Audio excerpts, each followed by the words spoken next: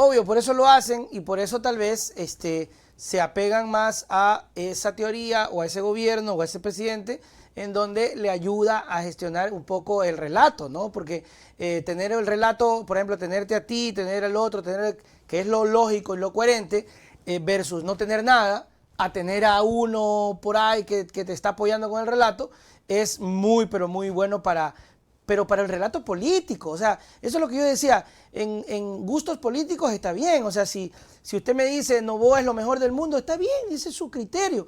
Pero yo siempre decía, pero en ley, en norma, en constitución, no es interpretativo en ese sentido, sino lo que está, ¿verdad? Y de verdad que nos causa. Ahora, Absolutamente. Mauro, pero más allá de eso, más allá de eso, hay otro asunto.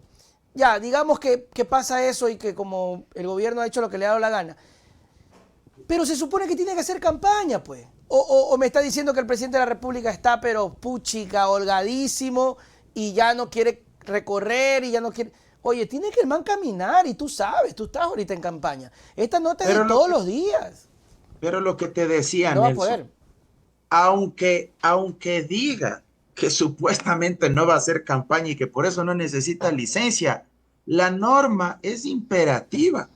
El artículo 93 dice, deberá sacar licencia durante el periodo de campaña. El artículo no le da chance porque no dice, deberá sacar licencia siempre que decida hacer campaña. Si no hace campaña, no deberá sacar licencia. No dice eso el artículo. O sea, arranca el periodo de campaña. Señor, usted que pretende reelegirse para asambleísta, para presidente, si fueran alcaldes, si fueran prefectos, si fueran juntas parroquiales, usted tiene que sacar licencia. O sea, no hay por dónde perderse. Uh -huh. Y a mí me preocupa y me molesta igual, sobremanera, el rol que está jugando la presidenta del CNE. No hay garantías con el árbitro electoral de que el proceso democrático sea transparente. O sea, ¿qué garantías puede tener Leonidas Issa, Luisa González, Cucaló, quién más, Cronfle y todos los que están de candidatos? ¿Qué tipo de garantías pueden tener si el árbitro del CNE, la cabeza de la función electoral, que es Diana Tamaín, adelanta y allana el camino cuando le dice al Expreso que si es que el presidente no saca licencia, entonces lo mismo habría que aplicarles a los asambleístas que quieren Qué reelegirse, bestia, porque claro. las reglas son para todos, díselo. ¿Cuáles reglas, pues? Si la regla es que obligatoriamente debe sacar licencia, la regla no es que no deba sacar licencia, pero quiere quedar bien con los asambleístas que buscan reelegirse a modo más o menos como de, bueno, si él viola la ley, Yo también la tranquilos violé. amigos, no se enojen, ¿ya? A ustedes también les vamos a permitir que violen la ley. ¿Y dónde quedamos el resto?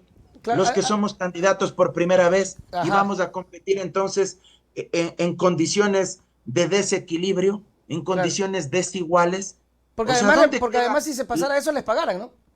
Claro, pero absolutamente, pues. Y van a seguir cobrando sueldo, y van a seguir haciendo campaña, y van a seguir actuando cuando les interese en decisiones importantes que se deben resolver ahí en la asamblea. O sea, ¿a cuenta de qué? Pues, o sea, Claro. realmente, créeme, vivimos aquí una novela repetida donde violan la constitución, violan las leyes. Si la constitución hablara y si podría demandar, créeme, hermano, o sea, de Tuviéramos... verdad sería la que más demande a los políticos y al presidente de turno.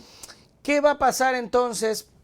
Bueno, no es un tema que, a ver, en estricta ley debería pasar lo que tú mencionas, que pida la licencia, ¿no? Pero como ya hemos visto que se permitió sancionar en procesos a una vicepresidenta, se ha permitido ciertas cosas bastante raras por parte del gobierno, entonces digamos que alguien dijo, un constitucionalista dijo en televisión, lo peor de todo es que si pide licencia, perdón, si que no pide licencia, no hay sanción, decía. No hay sanción, o sea, no hay norma que lo sancione en el caso de que no pida licencia. Entonces, ¿qué va a pasar si el día lunes a la señora Abad le dan el favor la jueza sobre su acción de protección? Mira, Nelson, primero responder la cuestión relacionada a que no hay sanción. Mira, dentro de las infracciones electorales muy graves, se señala, entre otras, incumplir las resoluciones de los órganos electorales. Okay. Si el CNE, el Pleno, aprueba una resolución en la que señala que el artículo 93 del Código de la Democracia expresamente exige que hay que sacar licencia sin remuneración en los casos de reelección, esa resolución es de cumplimiento obligatorio y quienes no cumplan cometen una infracción electoral muy grave que puede ser sancionada con multa económica, suspensión de derechos políticos, destitución del cargo Ya. que se ocupa e incluso la suspensión de esos derechos me parece que de 2 a 4 años. Normativa existe. Que el CNE con la señora Tamaín se quieran hacer los locos y quieran lavarse las manos y botar la pelotita a otros organismos es muy distinto. ¿Quién entonces tiene que aplicar el Código de la Democracia, la ley orgánica electoral y de elecciones y de partidos políticos, sino el árbitro electoral, Claro. el CNE? No le podemos pedir que el Código de la Democracia sea aplicado por el procurador o sea aplicado por los jueces de la función judicial o por la Corte Constitucional. Además del numeral 1 del artículo 25 del Código de la Democracia que señala que una de las funciones del Consejo Nacional Electoral es precisamente organizar, dirigir, vigilar y garantizar la transparencia de los procesos electorales. Yo pregunto, ¿se está garantizando la transparencia del proceso electoral si tienes un presidente candidato que No. cuenta con toda la maquinaria del Estado y no saca licencia, violentando el Código de la Democracia? Entonces creo que hay que ser absolutamente claros al respecto. Y luego, yo sí creo que la jueza constitucional que conoce el proceso de Verónica Abad le va a dar la razón y creo que no debería sorprendernos lo que capaz hace Novoa. ¿Qué crees tú que puede Eh, hacer? Jurídicamente va a apelar ante la Corte Provincial, pero esa apelación no suspende los efectos Ya. de la sentencia de primer nivel, porque es en contra del Estado, en contra del Ministerio del Trabajo, y aunque apelen, la sentencia de primer nivel va a tener que cumplirse, es decir, restituirle al cargo y si le restituyen al cargo, va a tener que asumir la presidencia. Pero como vivimos ya no en un Estado constitucional de derechos y justicia, sino en una selva donde hay un príncipe bananero que cree que puede hacer lo que le da la gana, lo que va a suceder muy probablemente es que él haga caso omiso a la sentencia, se limpie con la sentencia, perdón la grosería, y luego igual diga, no le voy a encargar a Verónica y que me denuncie. Y hasta que se cumpla con ese nuevo proceso constitucional, porque ella podría presentar otra acción de protección, incluso ahí eh, invocando que se están violentando sus derechos de participación política Claro. para asumir la presidencia temporalmente, que es lo que la Constitución señala, pero hasta que eso se resuelva, seguramente pasará el mes de campaña. Mira, Claro. aquí incluso ya el ministro de Gobierno algo ya anticipó, Él dijo que dijo. ellos analizarán, si es que la justicia constitucional les da la espalda, analizarán ya qué es lo que pueden hacer para no de pronto evadir el cumplimiento de esa posible sentencia. Pero Mauro, si el presidente hace estas cosas y digamos que va a elecciones y digamos que gana y hay una denuncia, podría ocurrir que perdiendo sus derechos él no pueda posesionarse como presidente. Claro, podría llegar a eso porque incluso el incumplimiento de una decisión legítima de autoridad competente es incluso sancionado penalmente, es un delito penal que está tipificado en el COIP. Incumplir de forma paralela, si es que el Tribunal Contencioso Electoral, de otra parte, identificaría el cometimiento de alguna infracción electoral grave o muy grave y se llegara a materializar en una sentencia, igual, incumplir las sentencias de los órganos electorales acarrea la misma circunstancia de un delito que también podría ser denunciado en la propia fiscalía y obviamente pues con la consecuente suspensión de sus derechos políticos. Pero lamentablemente vemos que no hay Sí, ¿no? instituciones. Estamos hablando jurídicamente, pero tristemente el escenario no es jurídico. Esto ya ha rebasado las normas, la constitución, las decisiones judiciales, porque tenemos a alguien que se siente monarca. O sea, hay que decir las cosas como son. Vías jurídicas para cumplir y para hacer respetar la Constitución y el Código de la Democracia existen. Lo que pasa es que lamentablemente aquí tenemos a alguien que además cuenta con el apoyo de las Fuerzas Armadas y de la Policía Nacional y hace lo que le viene en gana, porque se siente prevalido del monopolio de la fuerza y de la violencia que reposa en manos del Estado y de los aparatos represivos. Por eso es que también hace lo que le viene en gana. Pero nada es eterno en la vida y creo que deberías saberlo. Mauro, ¿qué te pareció el tema de que le pidieron la salida a Tamaín a propósito del hermano que está como cónsul? ¿Tenía Mira, que tomarse en consideración eso? ese es otro buen tema que tú mencionas. Yo creo que por ética pública, por un mínimo de sindéresis, de coherencia con la función que desempeña, la presidenta Tamaín debería decirle pues a su hermano, mira, Claro. ñaño, hermano, como le llame, me están cuestionando mucho, porque a ti te designaron como cónsul en Estados Unidos durante este gobierno, durante el gobierno de Daniel Noboa, y él se está postulando para la reelección. Renuncia para garantizar, al menos en las formas, aunque no sea en el fondo, pero al menos en las formas, un poco más de neutralidad y de transparencia en este proceso electoral. Porque no es que al hermano le designaron de cónsul antes, pues, No, no, es en aquí. gobiernos pasados, le designaron en este gobierno, en el de Noboa. Y a mí me sabe causar ternura, entre comillas, a veces cuando veo que coinciden en eventos oficiales. Se saludan, se cruzan miradas, pero con un afecto, con una confianza.